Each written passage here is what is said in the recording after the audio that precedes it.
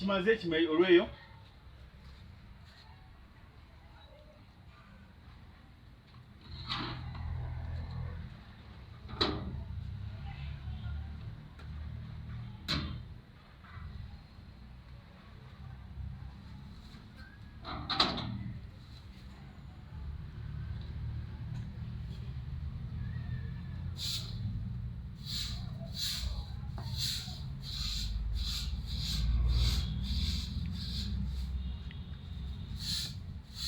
Pumulize kufuna amaanyi. Kondanye nakosa. Kichenyo bannange. Kichenyo kuwacha abantu b'omwami bo tusaba abantu bo. Mesipesha nzega kutusa. Johnson. Hey. Owange. Nobata kwemba tenera biddo kweba. Mama webale kutusa. Embeera nnungi era nga bw'ogiraba. Ate tusula mu kalina emyalire etaano kuveera.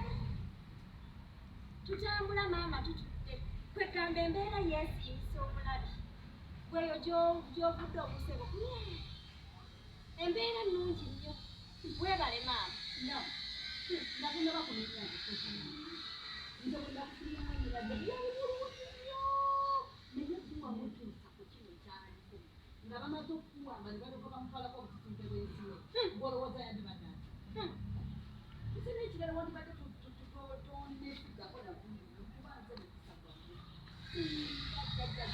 tegera boti sinza kutegera bwati embeera mwetudde okusisaamu otakula weerabye nti nze mukusagwamu weerabye nti nze mukusagwamu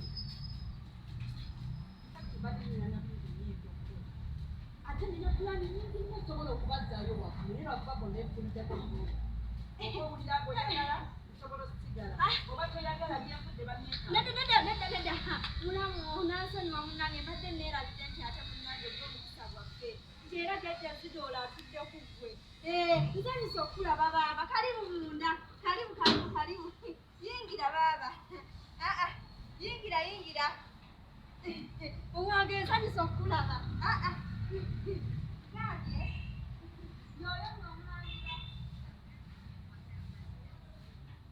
kati WhatsApp messages tetukola wa